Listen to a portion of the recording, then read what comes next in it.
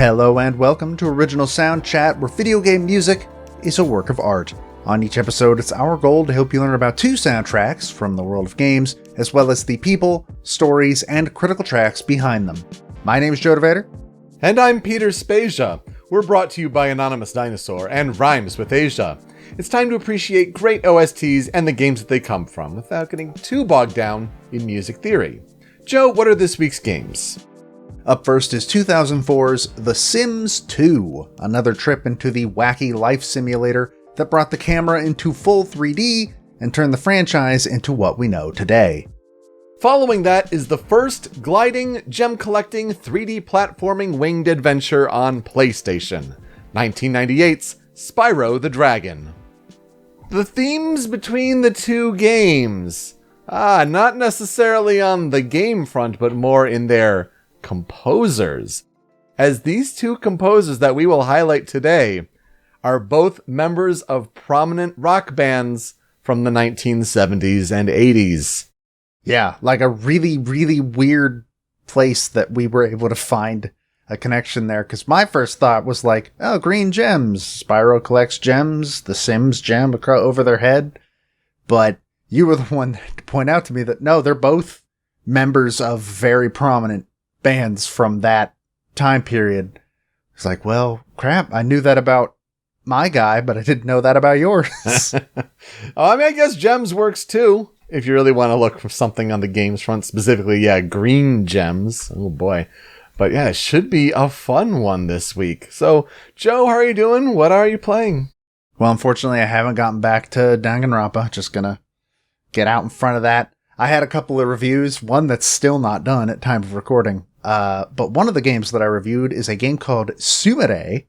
It's an adventure game where you play as I want to say preteen girl in Japan, in like a rural Japanese town. And she's kind of dealing with this whole, her life getting turned upside down by like her grandmother passing away and then her dad leaving her mom. And it's just a lot. It's got a fantastic soundtrack. It's like 2-3 hours long, and it came out just a couple weeks ago. So I would definitely recommend people check that out.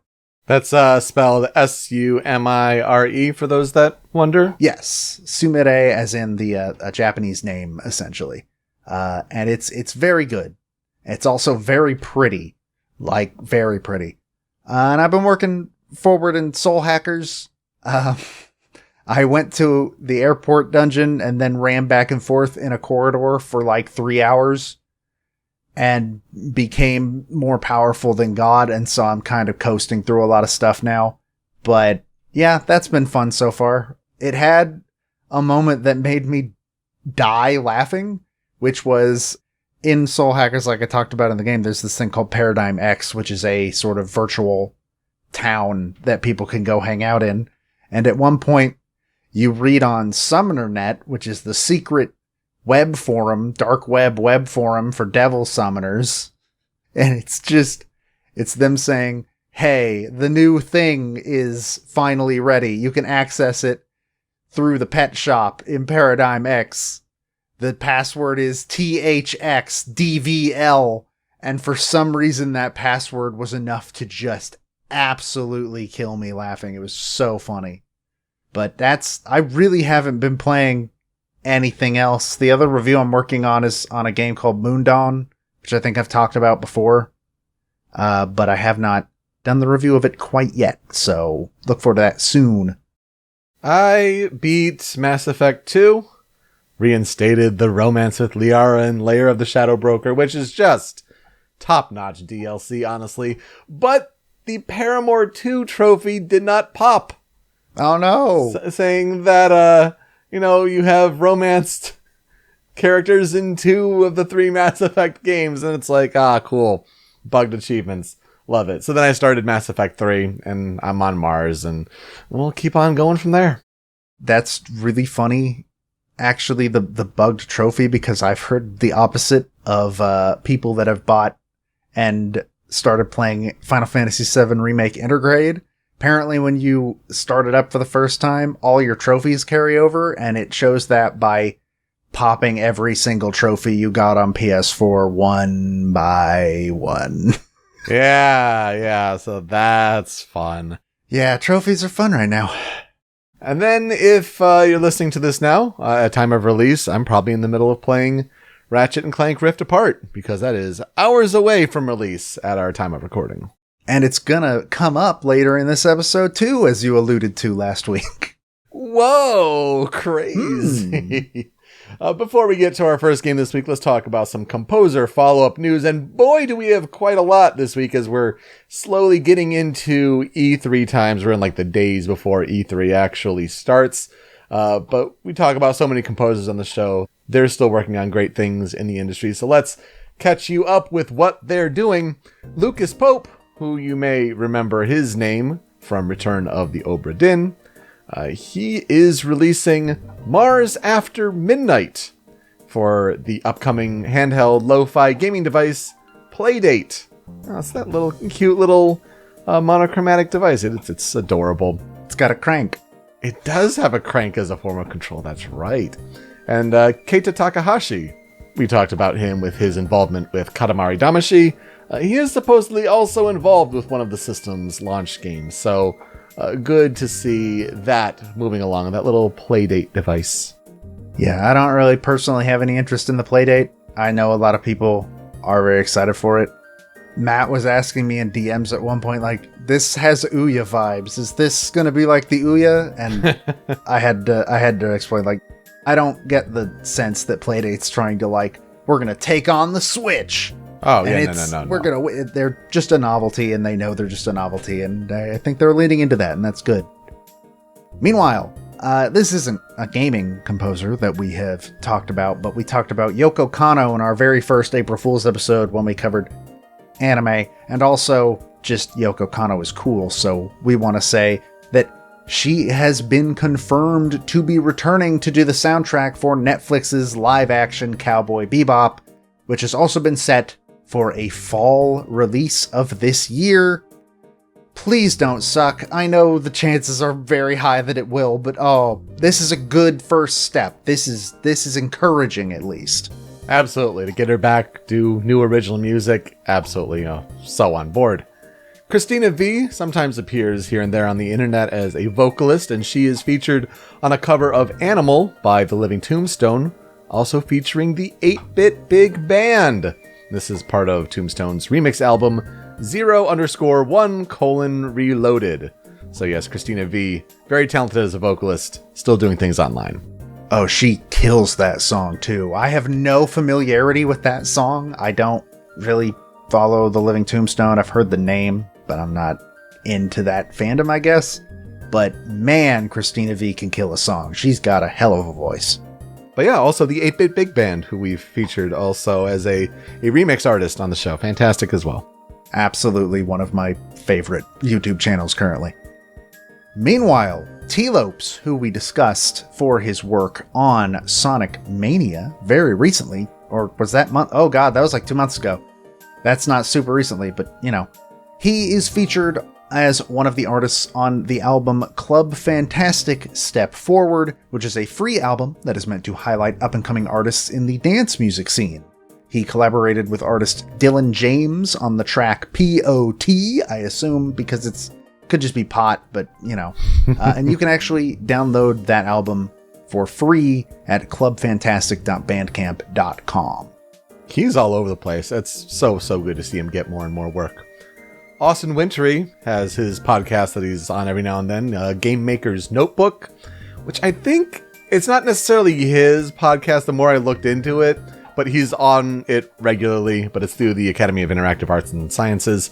And he recently had Lena Raine on an episode. And so Lena Raine, who just talking about her success with Celeste and her career trajectory as a whole, but it is also relevant because her most recent game that she has worked on the music for, Chicory, A Colorful Tale, is out now. Go get it on PS4, PS5. It seems like a really fun time. I know it's a game you'll be playing soon. Yes, I actually bought it on Steam this morning and downloaded it literally like 3 hours ago. Well, it's on PC too.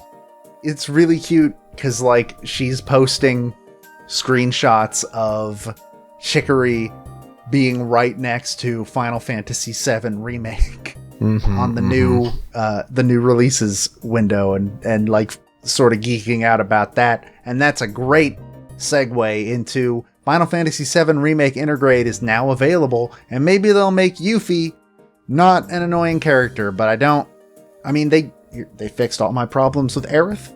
Maybe they could do the same for Yuffie. I don't know. We'll have to see. I'm very excited to find out. And that just means more music, too.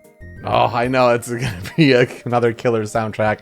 Remember that the PS4 to PS5 update is free, but if you want the Intergrade DLC with Yuffie, it's $20. So make sure to keep that in mind. And if you're only buying the PS5 version, it comes with Yuffie for free. Oh yeah, if you're buying the game from scratch, just saying if you happen to play Remake from last year. So there is that. Also, the Jeff Keighley Big Mealy, known as the Summer Game Fest. I didn't think you'd read that out loud. It's funny. It's good. The Summer Game Fest Kickoff Live just kicked off a few hours ago as of our time of recording.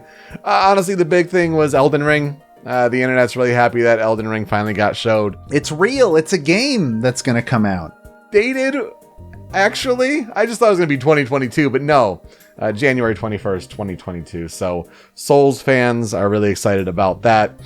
There's a 12-minute Hades concert that you can find on the Game Awards' YouTube channel. This is part of the Day of the Devs showcase where Darren Korb and Ashley Barrett gave a little Hades concert, and they played Good Riddance, Lament of Orpheus, In the Blood. It's a good time if you're a Hades fan.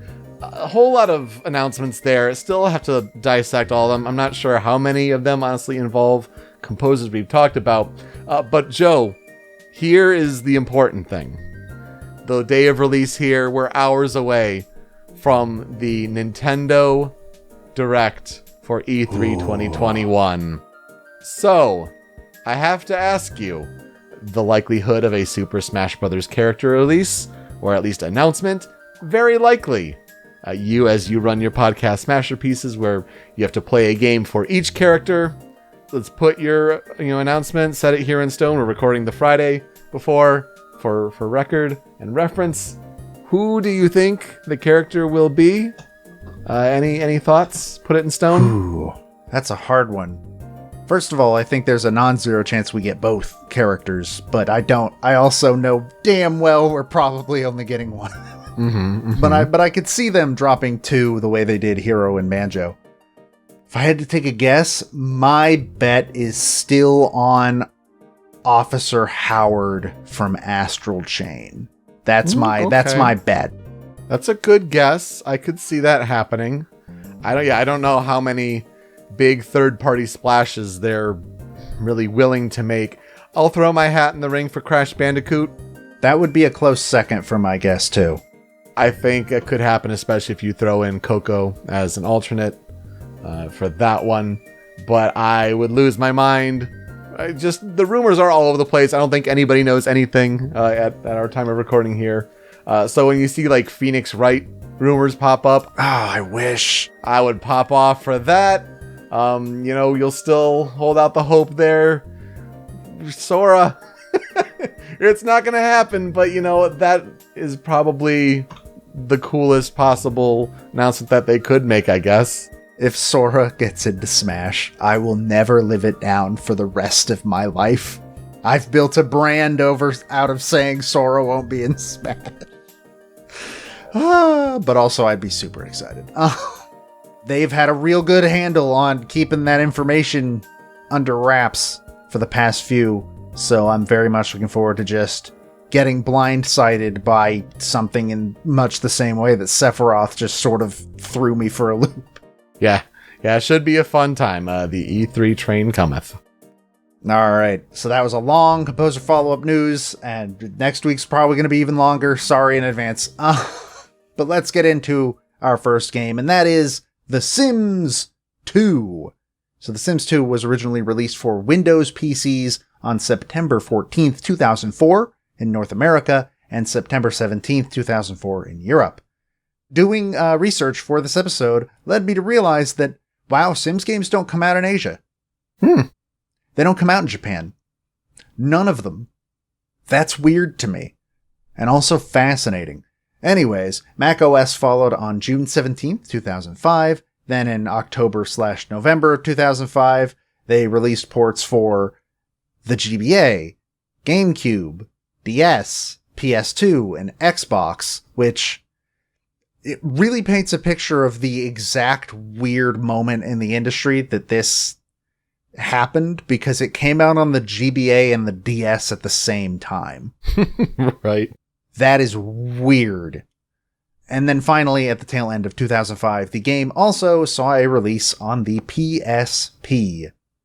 So, it was developed by Maxis Redwood Shores, published by Electronic Arts, but the PSP, DS, and mobile versions of the game were developed by Amaze Entertainment. So, we talked about its successor about a year ago, I want to say. Last year, episode 67, it was paired up with Hotline Miami, The Sims 3. And in case you have never played a Sims game or you didn't listen to that episode, here's how Sims is. It's a life simulator, kind of. It's kind of a mix between a god simulator and a life simulator, essentially. You can create and customize a person, referred to as a sim, as the series is called, and you can build them a house, furnish that house, and try your hardest to make them make decisions that won't lead to them crying in the middle of the night before falling asleep in a puddle of their own urine, and this is a lot harder than you would think it is. Sims are really dumb. And that's pretty much the whole game. You help them get jobs and make sure they're responsible human beings and all that jazz. There's really not much more to it. But in terms of additions that this game made to the series from Sims 1, honestly, Sims 2 is about where the franchise turned into what we basically know as The Sims today. It just introduced a bunch of things that wildly transformed the game between 1 and 2. For instance, Sims 2 as a whole introduced things like the ability to give your sim wants and fears.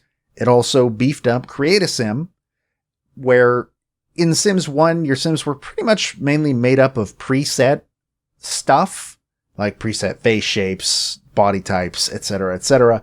But in Sims 2, the character is a full 3D model, and the player could customize and sculpt that model as they saw fit. And it also added more life stages for Sims. I didn't know this, but apparently in Sims 1, there are only adults and children never grow up. So it's weird Neverland situation there. So a child would never grow into an adult. But in Sims 2, not only did they add the ability for Sims to age, they also added the life stages of toddlers, teenagers, and even elders who will eventually die of old age. And Sims age at a constant in-game rate. Apparently how long you last when you become an elder depends on how good you've done at the aspirations that you set for that sim, which is a little harrowing to think of.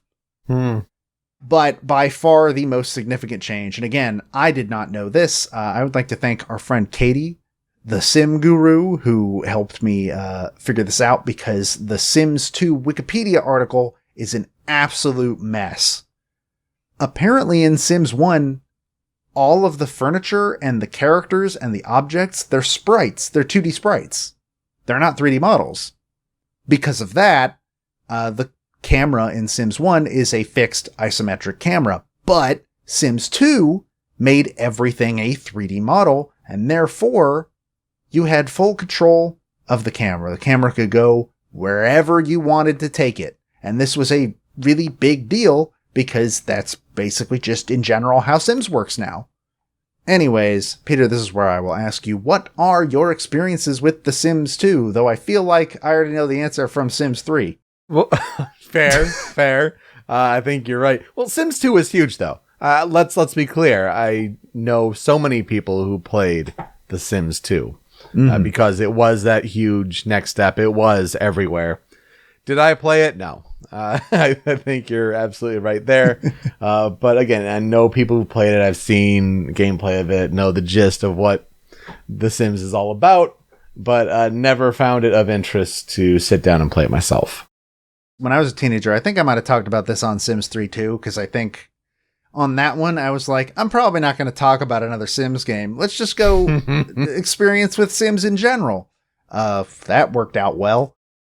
We had a copy of Sims 2 for the PlayStation 2, which people always, Sims fans, if you mention that, they will be like, oh, you poor sweet summer child, because they're weird versions of the game. But we played it all the time. Granted, I learned today that some of the things I just assumed were part of The Sims 2 in general were just specifically part of the console releases of Sims 2. So I learned a lot because I've never played the PC version of Sims 2. And I'll be able to get into why later on down the line, because I had a chance and EA took it out of my hands. So let's talk about how Sims 2 came to be. So development for Sims 2 began following the completion of the first Sims game after they got all of the expansions and all that out. That would be in late 2000, and then it was officially announced in May of 2003, and the first time it was shown off was at E3 in May of 2004. I wasn't actually, unsurprisingly, able to find a ton of information about how The Sims 2 was made. It was, an EA game being made in 2004 before the internet really, really became the place. I want to say this was pre-YouTube. Oh, yeah, Maybe not pre-YouTube, but way early YouTube at the very least. I mean, YouTube was, I think, 2005, so I think you're right there. Oh, yeah. Well, there you go. But I was able to find a development diary by Lucy Bradshaw, who was at the time the vice president of PC development at Maxis. The only way that you could get into this article was through the Wayback Machine, unfortunately. And unfortunately, while she posted a lot of pictures of these, most of them are gone. But when I say these, I'm talking about bugs. Because apparently this game was a weird mess to develop, because as she explained it, bugs would just randomly appear in builds that had worked perfectly fine the previous day, and then they'd go to try and reproduce these bugs, and they could never do it again. But they kept happening, just different ones, new ones all the time. Again, the pictures on the Wayback Machine are gone, unfortunately, most of them, but there are still a few of them there, and they look like something you'd expect to see from a Vinesauce corruption stream. Like, bar none, just polygons going haywire, textures going bad. There's one that is still there, which is a male sim in his bathing suit, his bathing shorts, with this massive head-sized bulge right in the crotch. just right there. One of these bugs, though, and sadly the screenshots of this specific one are entirely gone, was apparently, by her description, something that had to do with effects that were supposed to go over a Sim's head during an activity, such as like hearts when they're in love, or bubbles over their head when they're swimming and stuff like that. They were appearing in very wrong locations, and I don't know what that means because I can't see any of the stuff, but I assume that means the crotch area for at least some of them. And they were kind of causing polygons to go insane. Like, one screenshot that did survive was a chin that had just extended into infinity. It was great. And then she goes on to bring up that these specific bugs began randomly showing up the night before they were getting on a plane to go to Los Angeles and show this build at E3. Oh, no. So apparently it was just a lot of stuff like that. But again, other than that, I can't actually find a lot of information on how the game was made. There aren't really any. Sims 3 at least had some making of documentary shorts and stuff like that, but nothing like that for Sims 2. Though it did review well upon release. It's sitting at a 90 on Metacritic and a 91% on Game Rankings.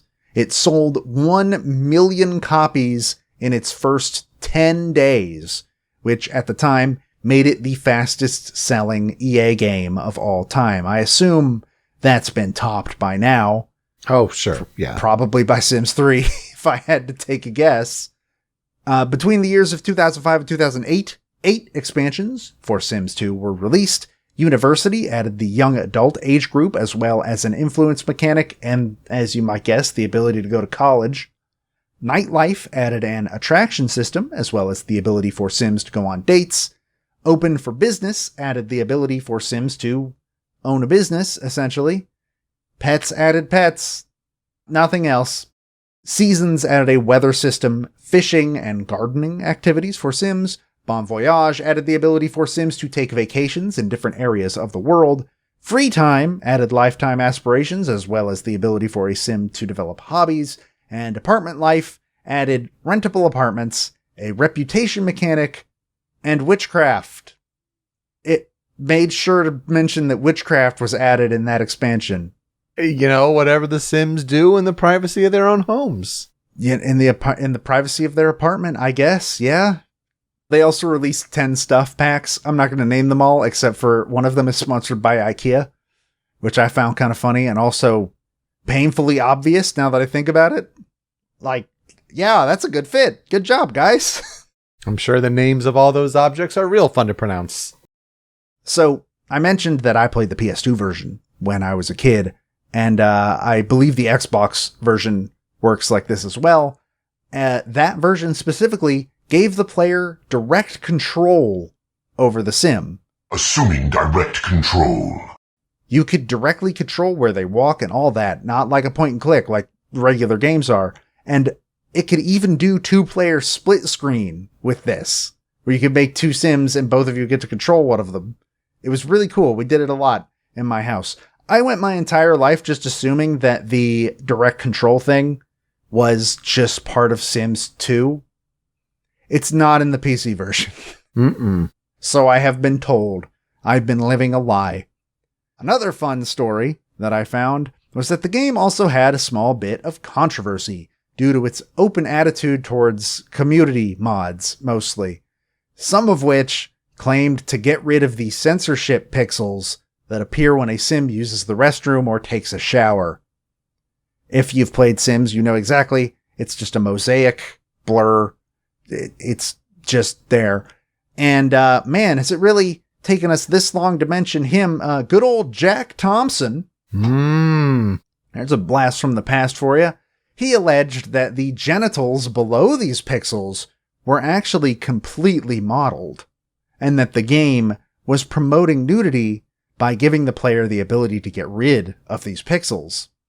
And the main reason I bring this up is because it caused an EA executive named Jeff Brown to have to make a statement about Sim boobs and crotches, saying, quote, "This is nonsense. We reviewed 100% of the content.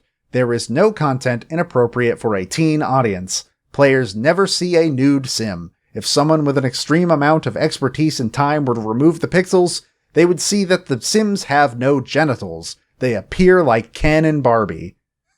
And an executive had to say that out loud to a reporter. That's amazing to me.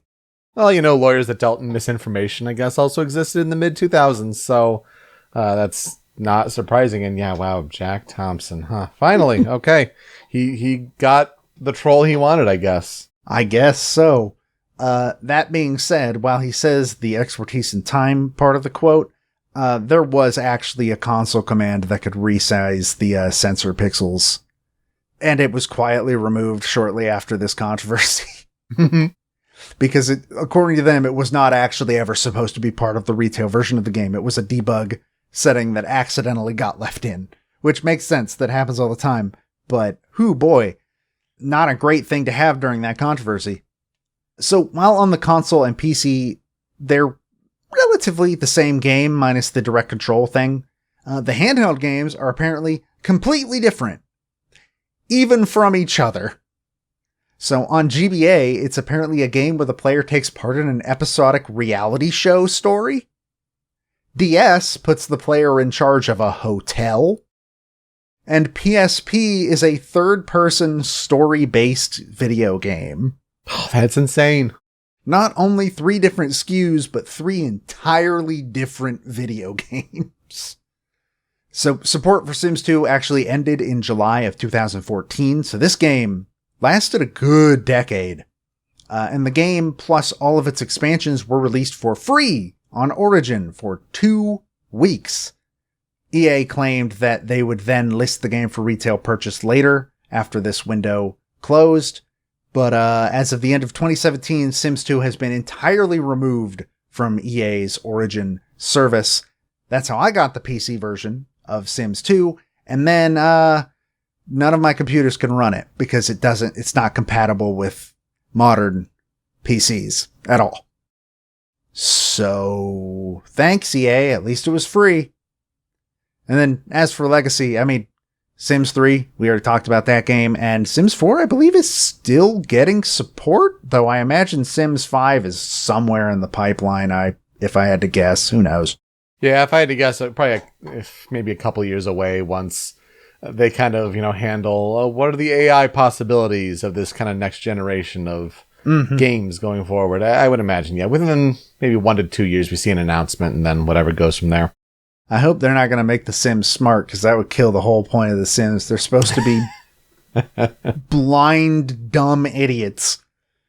So let's talk about the composer for The Sims 2, which is why it was brought to my attention in the first place. You see, after I did Sims 3 last year, our personal friend, Moses, came to me and said, hey, you should do Sims 2, because its music was done by Mark Mothersbaugh of Devo. I said, that's weird. Okay, I'll look into it. Now, a year later, you're welcome, Mose. So Mark Mothersbaugh was born May 18th, 1950 in Akron, Ohio. And in the early 70s, he attended Kent State University, where he met Gerald Casale and Bob Lewis. And they had actually just come fresh off of losing a friend in the Kent State shootings of 1970, which we're not going to delve into, but it's a bad time. It was a bad time. Vietnam was a mistake. The pair had actually started discussing what they felt was the de-evolution of the human race, and Mothersbaugh was pretty interested in this concept. So by 1973, they had been making music and had started performing under the name Devo. And Devo, man, if I tried to get into all of that band's weird history, we would be here for 6 hours, apparently. I knew none of it going in. They seem to have broken up multiple times, reformed multiple times with new members, fallen out several times. They fell out in 1991, but then I guess got back together eventually. But the significance of the 1991 breakup was that after that point, Mothersbaugh established his own music production studio called Mutato Musica. And if you're thinking, okay, you talk about Devo, I don't know who Devo is. Yes, you do. You know the song Whip It. You must whip it. Crack that whip. Like, you know that song. That's Devo. And also you've probably seen their hats. The weird Lego-looking cone hats. They do wear that, yes. In 2006, he apparently worked with Disney and got the band back together to take part in a project called Devo 2.0, which was a project that saw the group playing their old songs, but the vocalists all being children, which is really weird, but okay. And from the sound of it, it seems like this was like an ironic, haha, these songs are about how the human race sucks, but now we're singing, children are singing it. I don't know, it was weird to parse. But Devo apparently still performs here and there every once in a while. I think Wikipedia said that their last performance was like in 2018, so not that far off. And then, last year, Mark Mothersbaugh had contracted COVID-19. He caught COVID, gosh. And that put him in the ICU on a ventilator for 18 days. Fortunately, it did all turn out okay. He is fine, though he says that he was completely delusional during the ordeal at a certain point, with Wikipedia describing it as, quote, he came to believe that he had been hospitalized after being hit by a brick in Little Tokyo and repeatedly urged his family members to search for his attackers. But yeah, apparently he was real bad, And he did make it through, though, so that is good to hear, because when I started reading that paragraph, I was like, ah, crap. Ooh, yeah, wow, thank goodness. And the last couple things about him, he often works with Josh Mansell, who we talked about on OSC episode 73, for his work on Crash Bandicoot. He was the composer that basically worked on every Naughty Dog game from the PS1 and PS2. Mark Mothersbaugh actually happens to have been the producer on all 3 of the original Crash games, plus Team Racing, as well as Jak and Daxter 1, 2, and 3. So, yeah, there's that. And you can follow Mark Mothersbaugh on Twitter at mmothersbaugh. That is MMOTHERSBAUGH.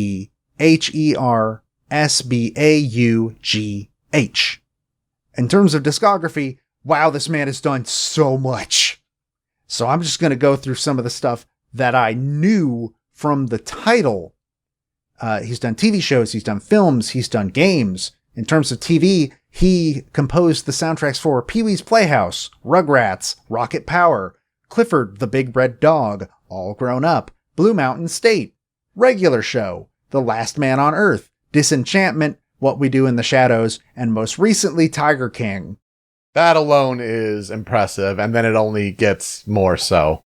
In terms of films, it's Happy Gilmore, Halloween Town, the Rugrats movie, Rugrats in Paris the movie, Halloween Town 2 Calabar's Revenge, The Royal Tenenbaums, the Even Stevens movie, Rugrats Go Wild, The Life Aquatic with Steve Zissou, Cloudy with a Chance of Meatballs, Hotel Transylvania, The Lego Movie, Pitch Perfect 2, Regular Show the movie, Hotel Transylvania 2, Thor Ragnarok, which I had no idea, Hotel Transylvania 3, The Lego Movie 2, and most recently, The Mitchells vs. the Machines.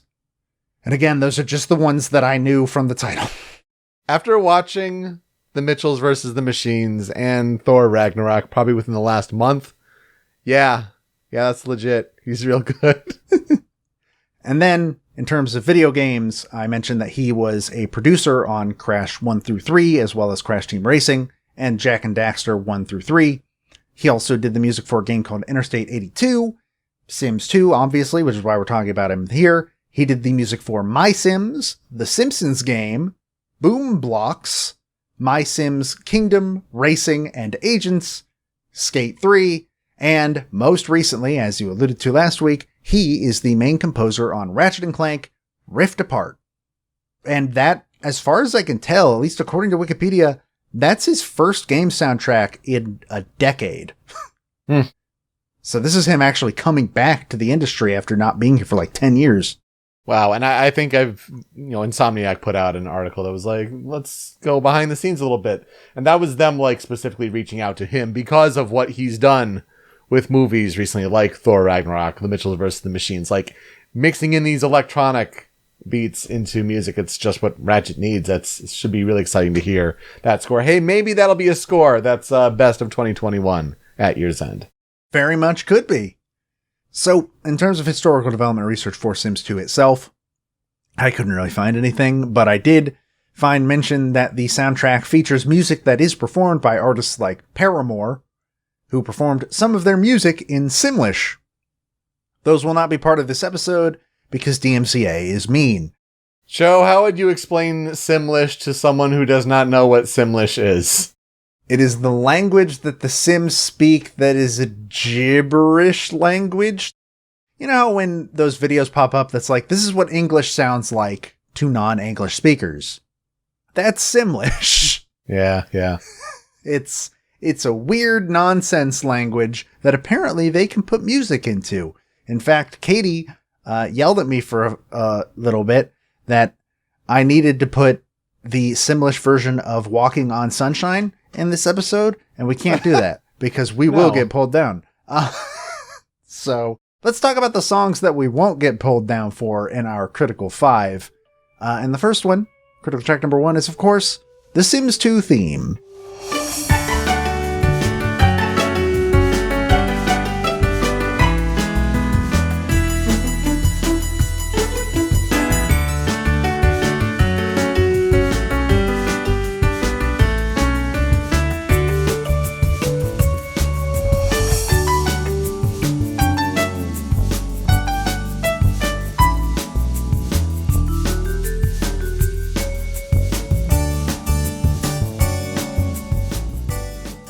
This is the main menu theme of the game, and honestly, it's just this really upbeat, peppy song. I really, really love the pizzicato strings. I think that's a good touch every time any game uses those. And then later on, there's somebody whistling. And that honestly gives it a lot of personality. I think I like the Sims 3 theme more, a lot more, but I also think that this song is incredibly fun and just delightful to listen to. I think it nails the vibe of, if you know anything about The Sims 2, like, I didn't know what the theme song was, but I hear this and it's like, oh, yep, that captures this kind of mood perfectly. I feel like I should have nostalgia for this song, but it actually legitimately brings up no memories in my mind, and I don't know why, because I'm sure I heard this song a million times. It makes me wonder, honestly, though, if, like, this is probably from the PC version, did the console version have the same music? I think it did, because actually my next critical track I do remember hearing a lot. And that is critical track number 2, Sim Time, Sim Place.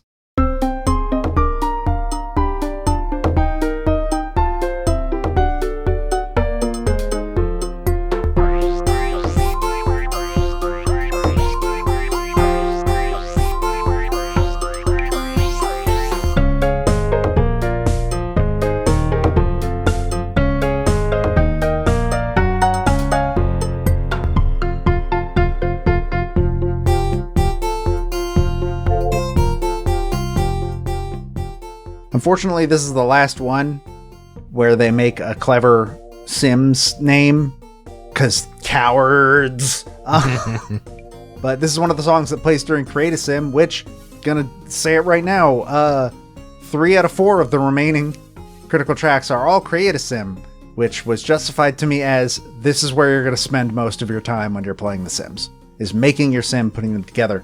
And, you know, this soundtrack has a lot more harpsichord than I ever would have expected from a Sims game. Yeah, that kind of tinny, piano-ish sound, if you don't know what a harpsichord is. It's a lot of places on this soundtrack, you're right. It's really bizarre, because thematically that doesn't really make a lot of sense, but you know what? What do I know? What you mean that Sims 2 didn't have a Baroque expansion to it? Did Sims 3? I feel like Sims 3 did. Geez, that sounds familiar. Did I just will something in existence? I don't know. That was my Sims Kingdoms. Where you get to be the king and queen of your own. No, look, it's also weird that this track in particular gets this like roboticized voice instrument. Mm-hmm. Which that's different. Also a weird thing to mix with harpsichord in general. Yeah. I dig it. I like it a lot, but it's not a combination you'd ever expect. Ever. And hey, I love when game music does that. It's fantastic. But also this song also has a lot of piano. And look, man, I'm simple. I'm a simple dude. I like piano. I hear piano, it goes on the list. Yeah. For critical track number 3, we have another song from Create a Sim. It is Makeover.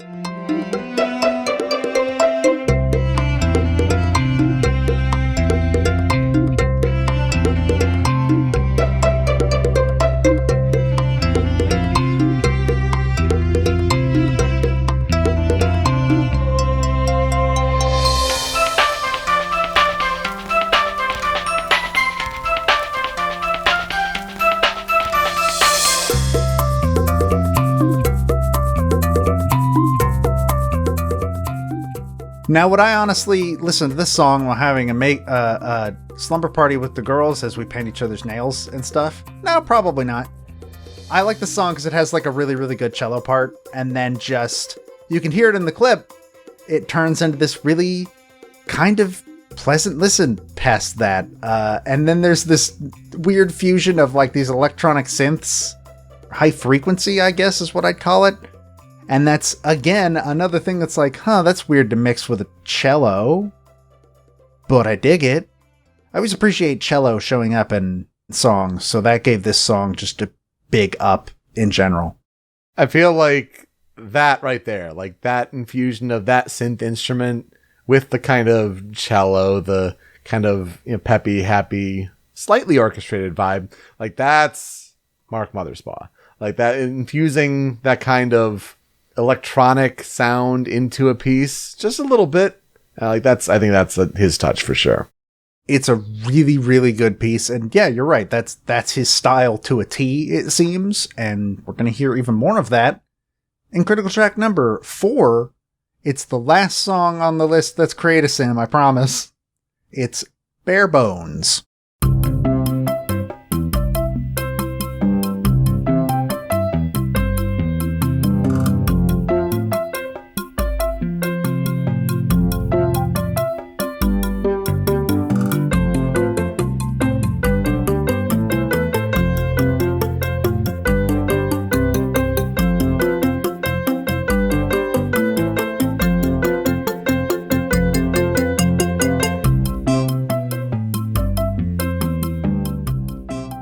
I think this might be a close second for my favorite. I don't think I mentioned Makeover is my favorite song in the game, but Bare Bones really gives it a run for its money. And listening to the clip, I bet you can guess why. It's another one of those songs that just has this really happy vibe to it, and the piano is really poppy and bouncy, and I don't know, I really, really dig the vibe that this song is throwing down. It's very light, you're right, and definitely driven by the piano for sure. And then, yeah, the harpsichords come in a little bit at the end of the clip there, just a slight bit, so you can't really escape them. Yeah, and again, it's still weird that they're on this soundtrack to such a degree, but it works. Last track on the Critical 5, it is First Volley.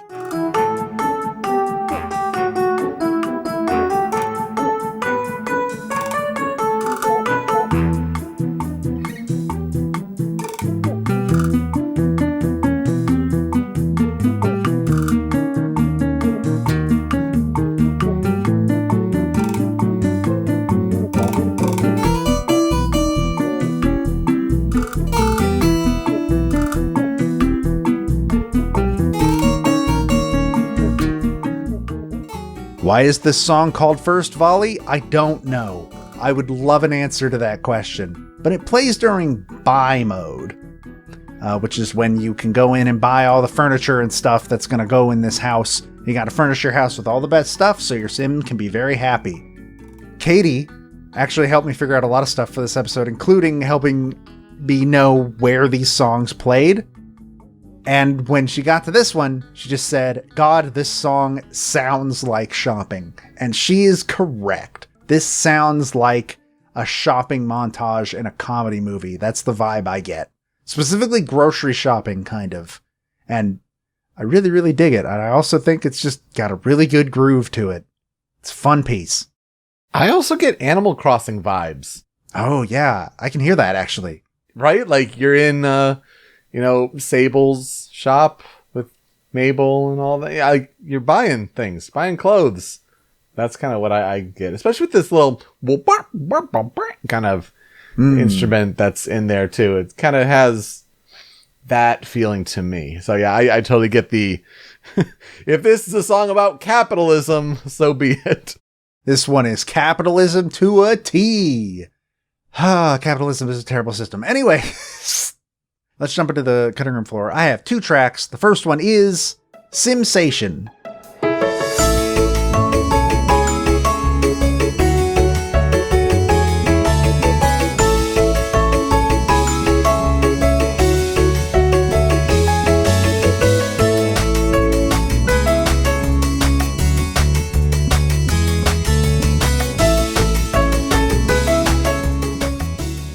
There it is. It's another pun. Why couldn't they all be like that? I have to wait till I get to the cutting room floor before they give me another one. Why can't they all be like that? I like this song. It plays during buy mode, just like First Volley does. And honestly, when I listen to this vibe, it feels like I'm watching like a legally distinct Price is Right local cable show. Oh, yeah, like they're showing you what it's on your Showcase Showdown. Like, here's what's part of your package. Trip to a cabin 7 miles away. And also it's got more pizzicato, which I always dig pizzicato in songs in general. So this one really stood out to me. Harpsichord. It's back. I gotta point it. It's one of those instruments that like you can't, avoid it. You can't just be like, oh yeah, I guess that was in that piece. It's like, oh no, it's got that distinct sound to it. It's like a near central part of the soundtrack. Right. And I just love when we get to, it's like, what does this sound like? What does this remind me of? And you're right. That's a good comparison. Price is right, huh? But like specifically local cable, way lower budget. Off-brand, for sure. Yes, off-brand, yeah. And for my second track on the cutting room floor, it is Busy Sim.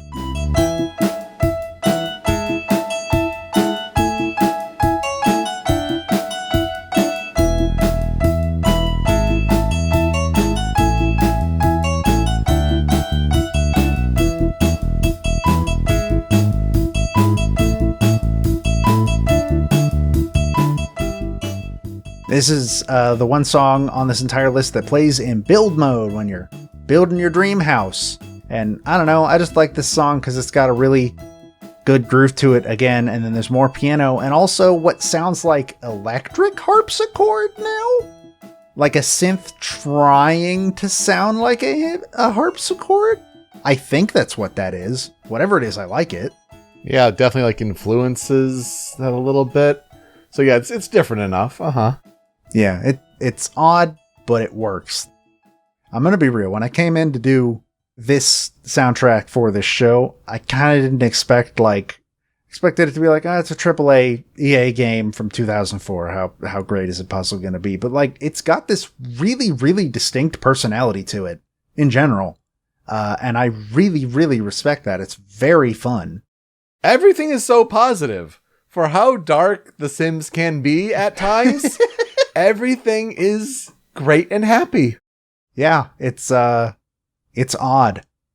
So what will I never forget about The Sims 2? Well, I mean, I played this game as a teenager, and again, I thought that the console version that I was used to was just how the whole game was. It's not. But the other thing, I mean, I'm always going to remember, when you play The Sims as a teenager, you do all the things that a teenager is going to be like, I could get them to do the thing. Yeah. And that's mainly what I remember. There was also a story mode in PS2 Sims 2. I don't know if that's in PC. I'm going to guess not. Probably not. It was weird. I liked it though. Sims 2 was one of those games that me and my sister played a lot. And I have very, very fond memories of it. So, to transition to our next game, we usually grab a remix or fan cover. Whether it be YouTube, it could be OC Remix, it could be anywhere. This one specifically comes off of YouTube, because most of the time mine do, and it's in character for me because it is a piano cover of Bare Bones by the YouTube channel Charles Wall Piano. And look, I'm a simple man. I find a piano cover, it goes in the show. What can I say? Please enjoy that. We'll be right back.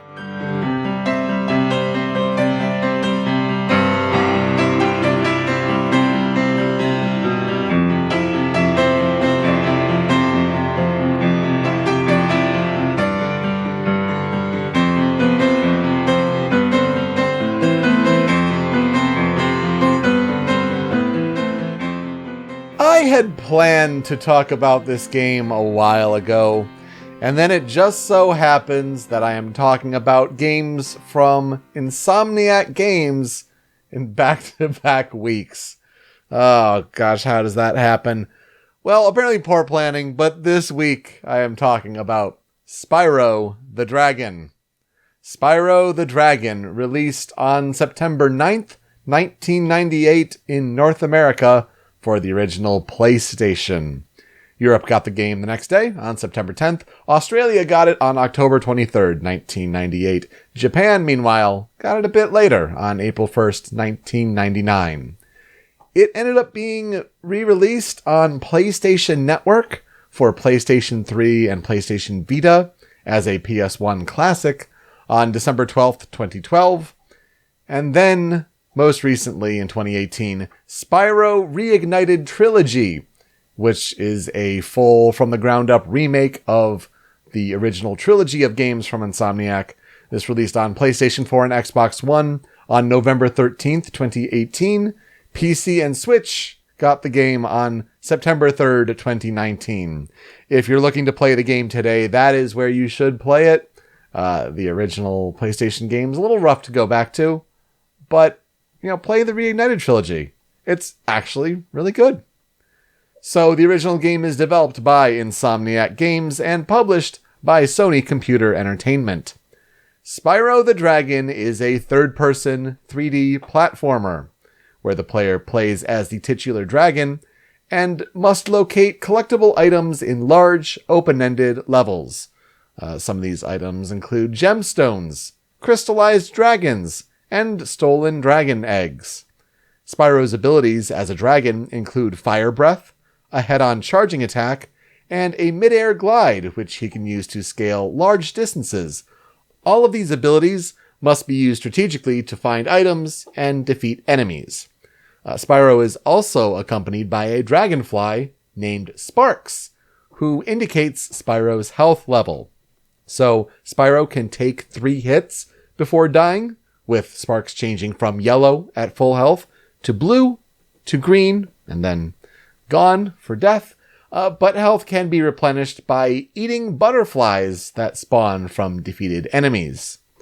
So I think one of the cool things about Spyro's abilities is particularly his glide, in that it doesn't have a meter. It's not like, oh, I only have so much stamina. Like, no, if you can go way far out and keep on gliding. It's actually one of the neat things at the time. And I think one of the things that they transferred really well in the Reignited trilogy.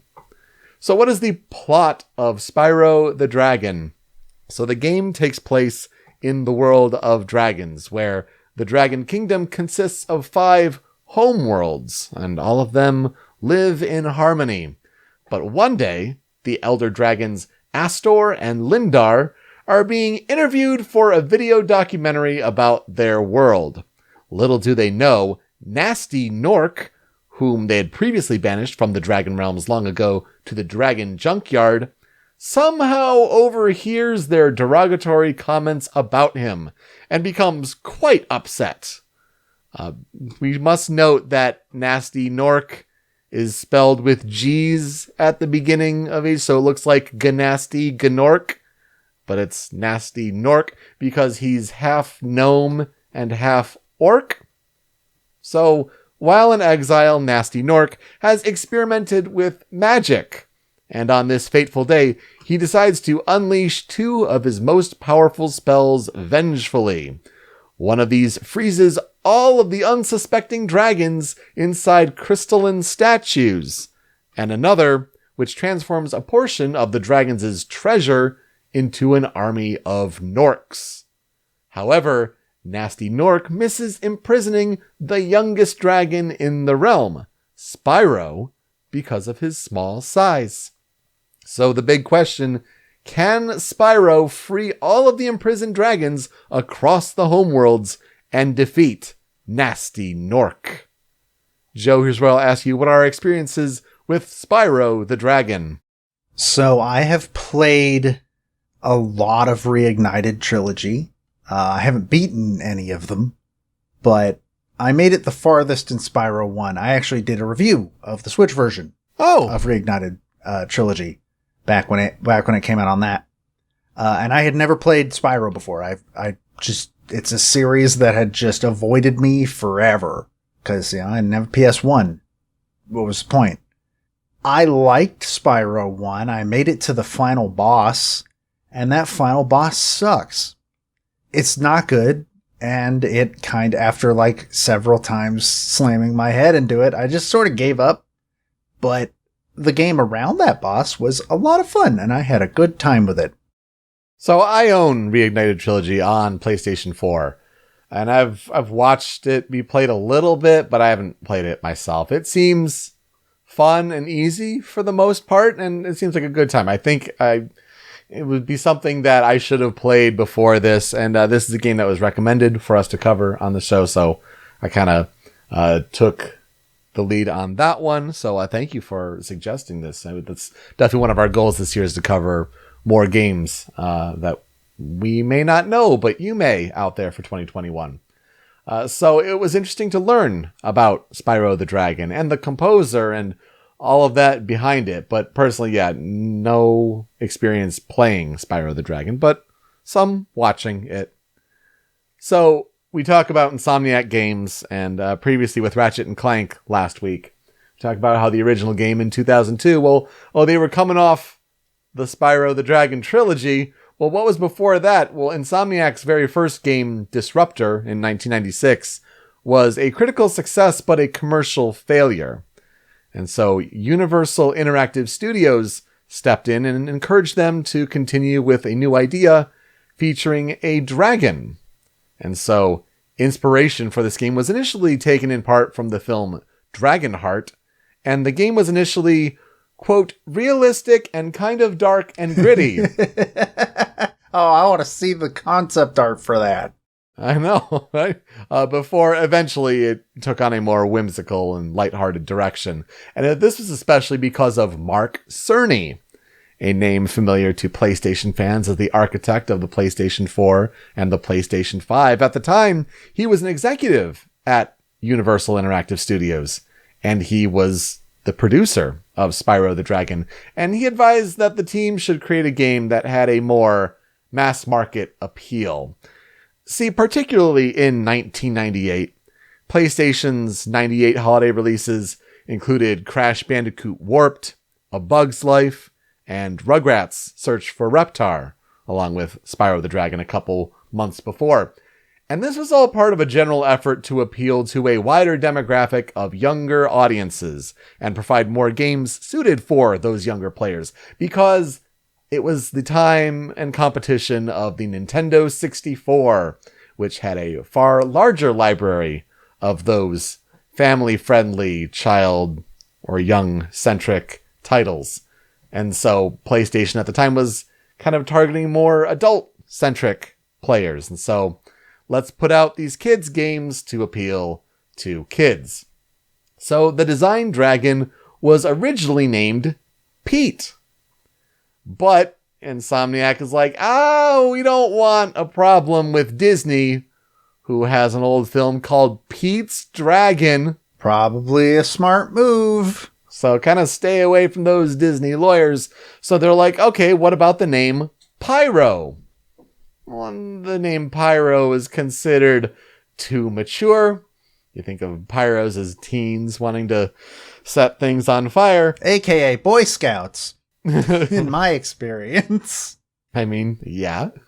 So then, Spyro. And Spyro was designed to be green originally, because that's kind of the first color you think of when it comes to dragons. Well, unfortunately, when a green dragon is running around the world that is covered with a lot of grass, the character tends to blend in a bit. So what is green's complement color? Purple. And so a purple dragon would stand out best against green grass.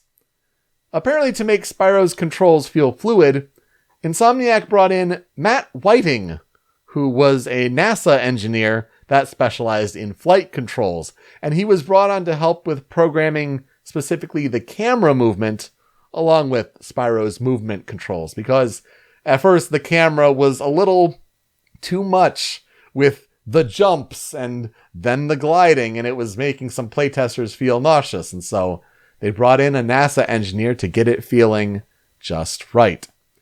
There are 5 worlds in Spyro the Dragon, as well as a boss world. These 5 worlds focus on the kinds of dragons that live there, like what their jobs are, what their interests are, because each dragon has a little personality and a name to them. So these 5 worlds are the Artisans, the Peacekeepers, Magic Crafters, Beast Makers, Dreamweavers, and then there's the boss world that was formerly the Dragon Junkyard, but it's now Nasty's world. In each of the main worlds, there are 3 realms, a flight realm and a boss realm, but then 2 realms, a boss realm, and a bonus realm in the boss world. Due to a close working relationship, and they were sharing game development tools back and forth between Insomniac and Naughty Dog.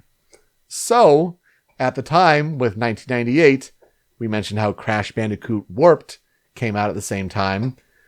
So yeah, Spyro the Dragon, Crash Bandicoot Warped, these two companies, these two PlayStation studios, they're working on these games at the same time. And so as a result, a demo for Spyro the Dragon is hidden in Crash Bandicoot Warped and vice versa. Interesting that we bring up Crash Bandicoot Warped because you mentioned how Mark Mothersbaugh was a producer on that game.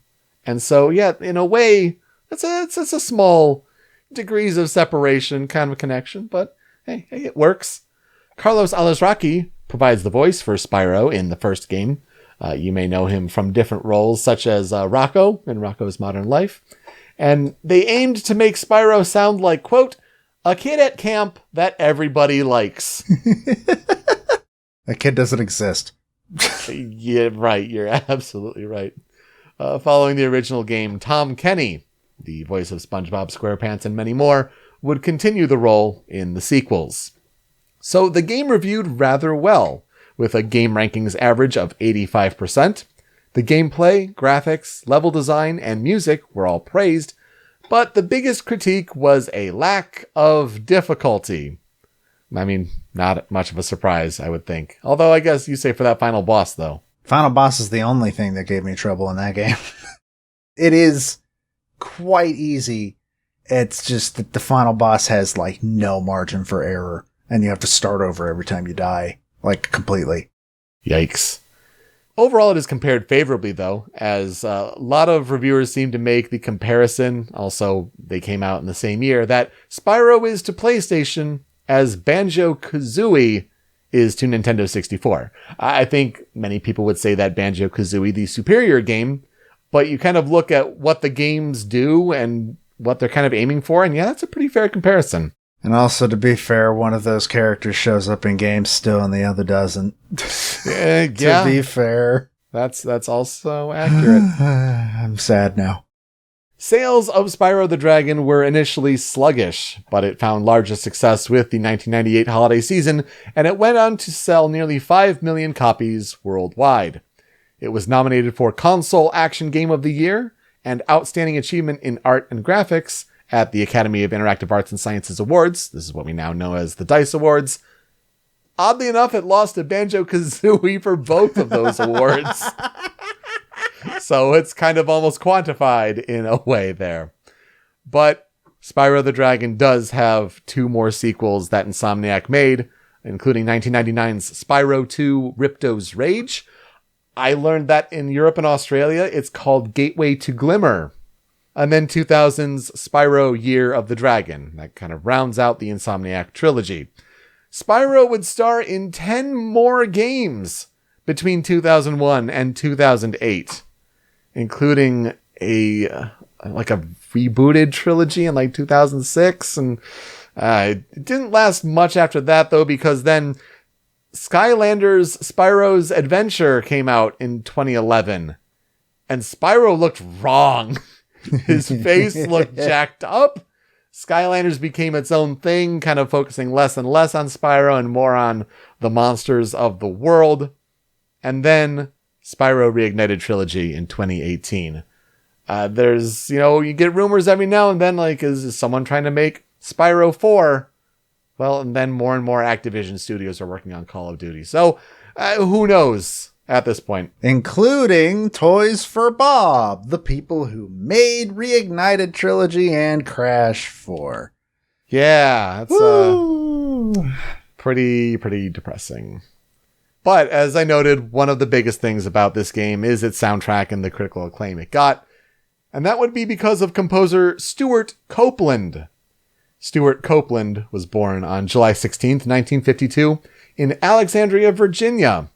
His mom was a Scottish archaeologist, and his dad was Miles Copeland Jr., who apparently, according to a biography and then records that were unsealed, he was a founding member of the Office of Strategic Services and the CIA in the United States. So, wow, Stewart Copeland ended up living in Egypt, Beirut, and England throughout his childhood. He started playing the drums at age 12, and he went to college in California, enrolling at Alliant International University and UC Berkeley. In early 1977, Copeland founded The Police with lead singer and bass guitarist Sting and guitarist Henry Padovani, who was soon replaced by Andy Summers. And The Police became one of the prominent rock bands of the late 70s and early 80s. Again, you ask, I don't know any Police songs. Every Breath You Take, Roxanne. Even I know Police songs, man. I mean, like, classics. You know songs by The Police. Stewart Copeland was ranked the 10th best drummer of all time by Rolling Stone in 2016. He was inducted into the Rock and Roll Hall of Fame as a member of The Police in 2003, and also inducted into the Modern Drummer Hall of Fame in 2005, and the Classic Drummer Hall of Fame in 2013. So, yeah, wow. Just a remarkable drummer for one of the most famous bands of our time. But then he started to compose for films after The Police disbanded, and he was commissioned by Insomniac Games in 1998 to compose for Spyro the Dragon, the first video game that he worked on. In 2000, he combined with Les Claypool of Primus and Trey Anastasio of Fish to create the band Oysterhead, and Oysterhead still plays shows every now and then today. He currently lives in Los Angeles, California. His hobbies include roller skating, cycling along the beach in Santa Monica, filmmaking, and playing polo. One of his children, Patrick, loved playing Spyro the Dragon so much and got so good at playing it that he would eventually end up working at Insomniac Games. Oh, that's awesome. That's awesome. What a heartwarming bit of trivia to come across. Loved that. You can find Stewart Copeland on Twitter at Copeland Music. He has a YouTube channel that he posts to at Stewart Copeland Net, and his website is at stewartcopeland.net. So his discography, he's worked on some games, including Spyro the Dragon, Ripto's Rage, Year of the Dragon, and even the fourth game that Universal picked up instead of Insomniac, being Enter the Dragonfly. He also composed for Alone in the Dark, The New Nightmare, or also known as Alone in the Dark 4. Is Alone in the Dark The New Nightmare the reboot? No, bad? Yes. Okay. That game was just called Alone in the Dark, wasn't it? Yeah. I think so, and that was in 2008. This was like earlier 2000s. His films, though, he's worked on a ton of films. Only some that I recognized, and that would be Wall Street, Highlander 2, The Quickening, Good Burger, She's All That, and We Are Your Friends. He's also done some TV work, including The Amanda Show with Amanda Bynes. Oh man, that's a throwback back to the All That days and her movie career and all that. Dead Like Me, and The Life and Times of Juniper Lee. So, the historical development research for the Spyro the Dragon soundtrack. Copeland's process was that he would play through the levels first to get a feel for each one before composing the music. And he was even given, like, cheats for the game, such as invincibility, so that he would have an easier time clearing levels. He noted, though, that's like, you can have invincibility all you want, but some of those jumps and glides and gaps are really long, and invincibility won't help you there if I can't beat that part. So, interesting to note. Apparently, Copeland wrote 4 songs per day, all of which he further developed and polished the next day. According to him, each song in the game was written to correspond to a specific level, but this correlation ultimately went unused. That kind of sounds like a shame. But Copeland does look back positively on his work on Spyro, calling the game's music some of his best compositions. He also really has fond memories, as I mentioned, with his family and how much his kids loved playing Spyro. Like, that's like a big part of the work he's done, post his Police days. It's really weird that they moved his tracks, though.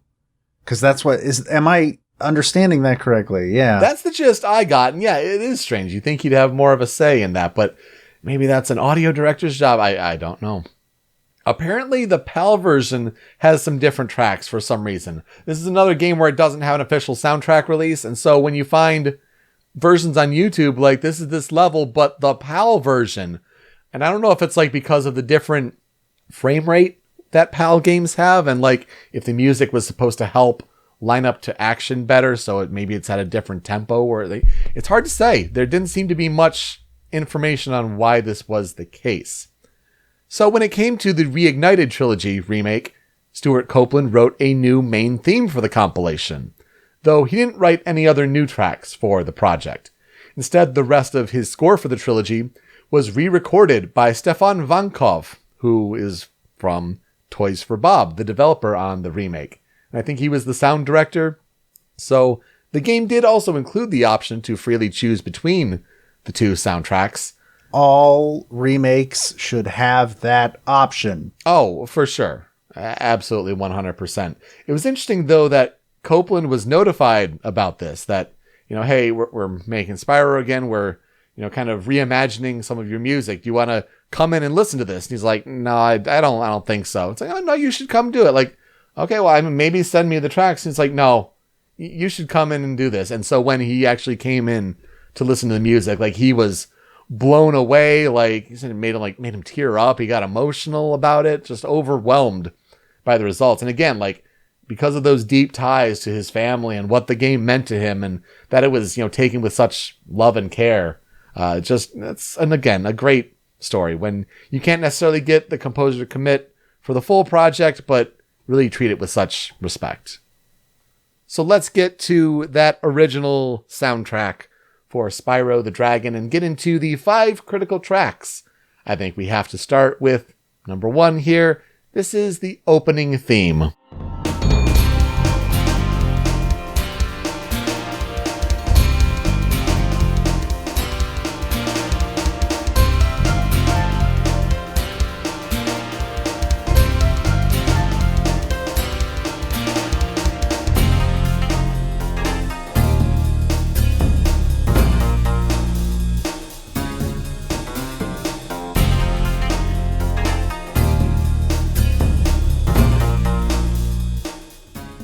As you might have guessed, this is the main theme of the game. It plays on the title screen. I would say it's probably the most famous song from this game, honestly. Like, I knew this even before getting to watch it be played or anything like that. It's just a classic theme. You get that drum fill to open. By the way, the drums on this soundtrack, fantastic, as you'd expect from one of the best drummers in a rock band of all time. I'd hope so, yeah.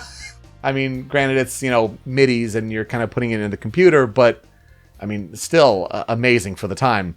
So yeah, you have that fill to open, then you get these guitar chords, kind of like this electric piano synth, and then even like these almost sound like sitar strings. It's an interesting MIDI to pull for sure. But I mean, this is a song with big nostalgia for those that have played this game, and it's just a classic theme for Spyro. But even so, listening now, this is a PS1 as hell song. Oh my gosh, yes. A lot of these are, for sure. Like, you're tapping into certain MIDIs, and that's the best you can do, honestly, for the time.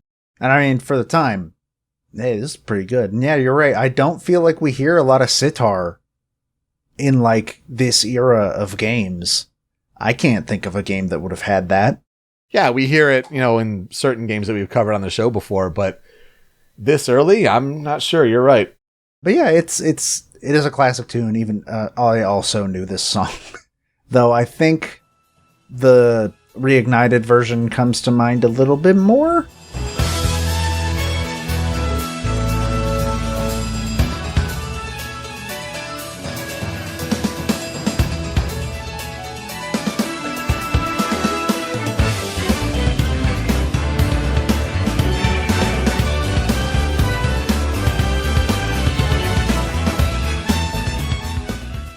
Yeah, this is a neat, iconic song, and boy howdy, we put up with some low-quality MIDIs back in the early 2000s and late 90s. Oh, boy. Yeah, but you know, they're still worth covering, because that took real compositional work to create and make it work for the game experience. So we get to number 2 on the Critical 5, and this is Artisan's Homeworld.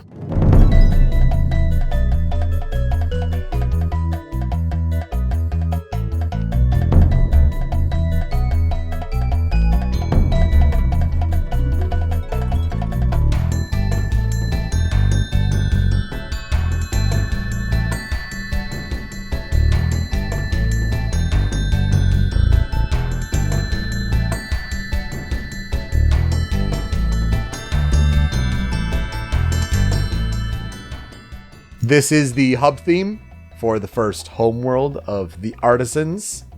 And so I feel like this is another classic theme that especially players would resonate strongly with.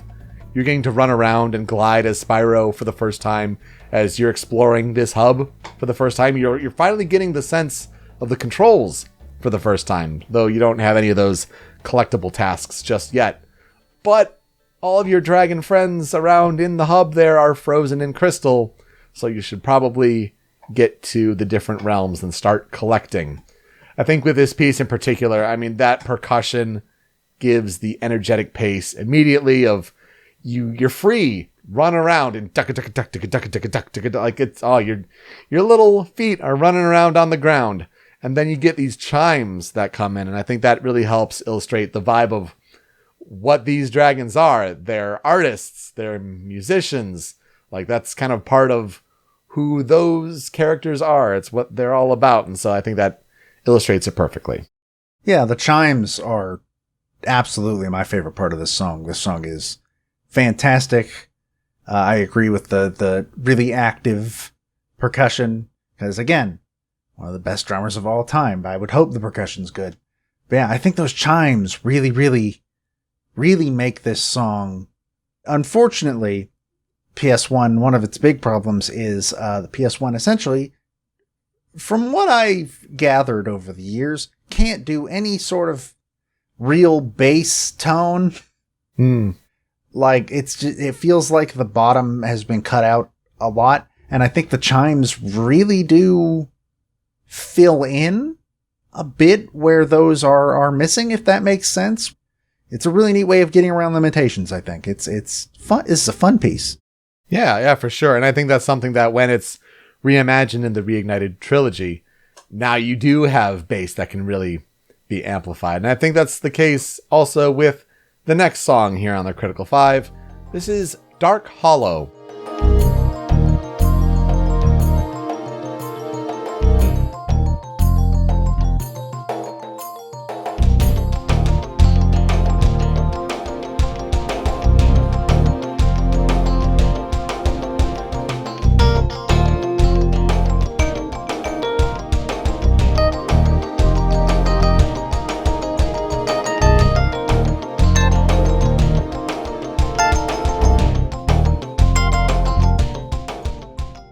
And you're hearing that PS1 try to recreate those lower tones with this kind of low electric piano. Like, we're getting to like the bottom of the register here, but like that's the best it can do. But this is a really cool song, and it's just a chill vibe to this one.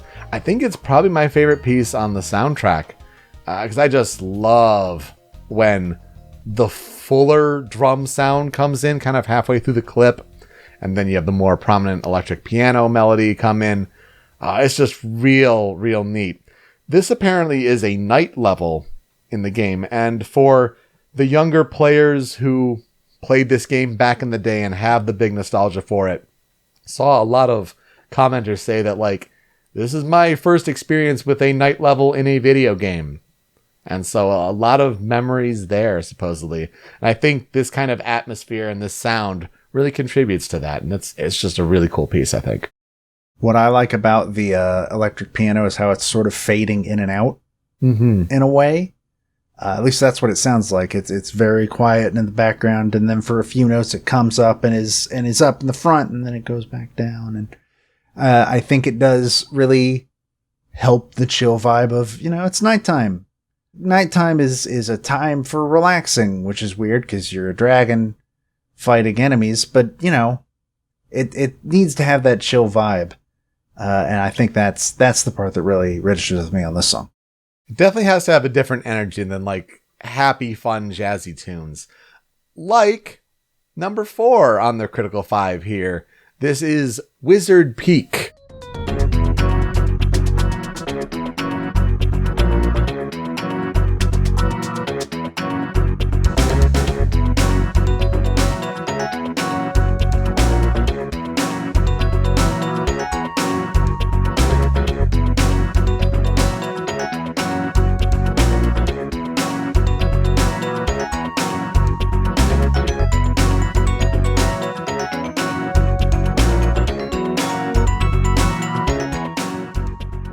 I should have noted that Dark Hollow takes place, it's Realm 2 of World 1, so in the Artisans here. This kind of takes place in the middle of the game. This is for Wizard Peak. It's Realm 3 of World 3, which is the Magic Crafters sort of environment. And there's just a fun energy to this one with like an organ-like backing. You get these jazzy little electric piano riffs that come in here. This was one that I heard and I felt like I had heard it before. Where could I have heard it before? And it's apparently because the main theme of the Amanda Show that Stewart Copeland composed for uses some sort of remixed version of this song. And it's like people come and it's like, you thought we wouldn't notice, or there's all sorts of Amanda references in the comments. So that's pretty amusing, I think. That is a bizarre connection to make, but all right. I think this is my favorite song in the Critical 5. This song is just really fun. I like that electric organ a lot. It's another one of those songs that's like, oh, this is a prize montage. Right, yeah. On a game show. We got both games have one this time. But yeah, this song's just delightful to listen to. I love it a lot. It's really catchy, and it's like, yeah, something like resonated inside me when I heard it. I'm like, you have heard this before. I don't know where, but you've heard it before. We'll wrap things up in the Critical 5 with that final boss. This is Nasty Nork.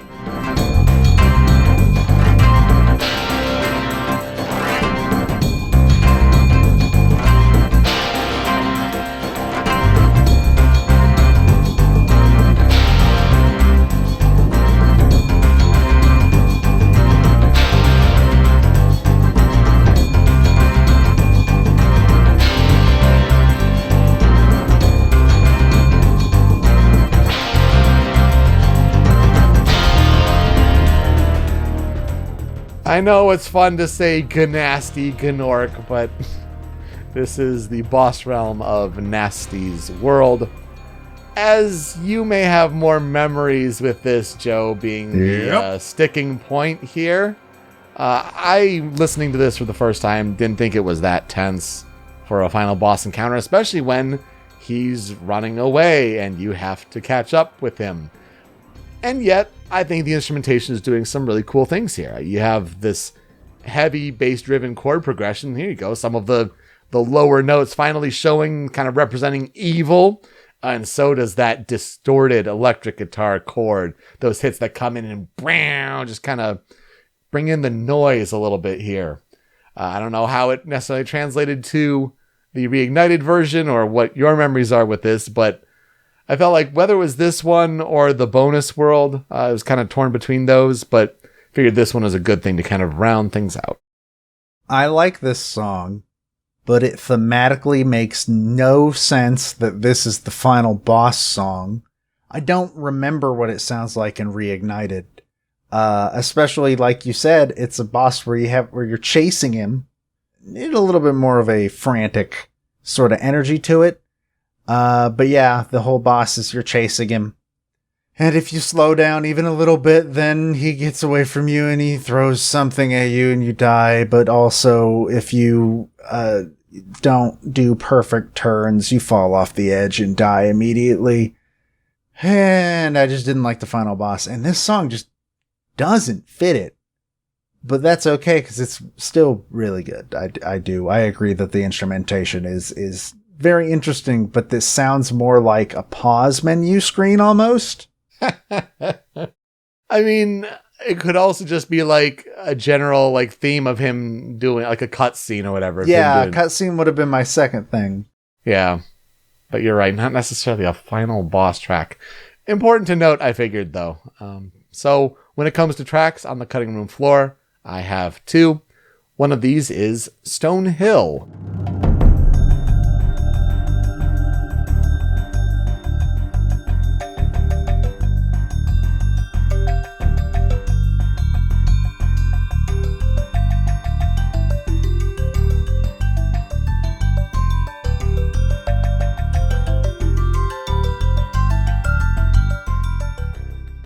Have we discovered actually good bass on a PlayStation game? I think we have. That's pretty good. That's a good bass line. So Stonehill is Realm 1 of World 1, so the first main level you'd think like most 3D platformers would have like happy fun music to get you learning the basics. No, not this at all. Not at all what I would imagine a first level to sound like. In fact, I actually get like Final Hours vibes from Majora's Mask. Like the beginning of that clip there, that haunting instrument in the background, that's like straight up that instrument, I think. I think so, but the bass groove kind of disqualifies it in some way from being that, to be fair. Yeah, you don't have bells coming in going, ba-dong, ba-dong. But this song is like really good. That bass line is some good stuff, especially for a PlayStation. Damn. I don't know if it's used that often, but it stands out here, that's for sure. And then the other one on the cutting room floor here, this is Lofty Castle.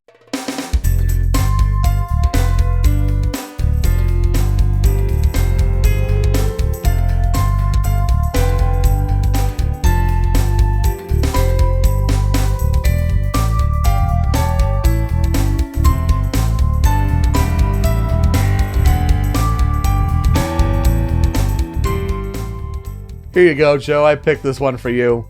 This is Realm 2 of World 5, so the Dreamweaver's environment.